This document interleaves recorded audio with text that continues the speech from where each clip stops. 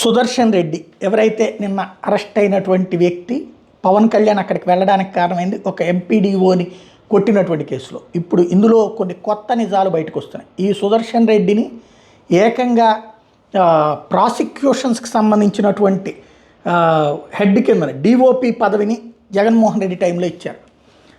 అయితే ఒక రాజకీయ నాయకుడు అట్లాంటిది చేయడానికి వీల్లేదు, లేదా అంతకుముందు ప్రాసిక్యూషన్స్ చేసిన వాళ్ళు చేయొచ్చు.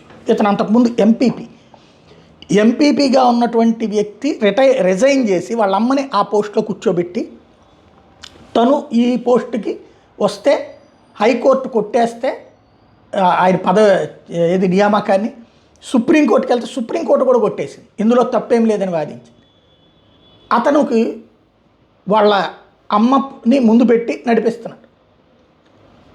ఆ తాళాలు ఇచ్చేటటువంటి మేబీ తెలుగుదేశం వాళ్ళు అక్కడ ఆపమని చెప్పుంటారు, గొడవకి కావాలనే చేసి ఉండొచ్చు.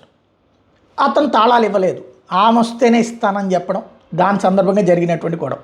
దీని సాక్షి విచిత్రమైనటువంటి కోణాన్ని ఎలా ప్రొజెక్ట్ చేసిందంటే, అబ్బే చొక్కా పట్టుకుని తీసుకెళ్ళి జీబులో పడేశారు అన్నటువంటి. మరి ఏం చేయాలి?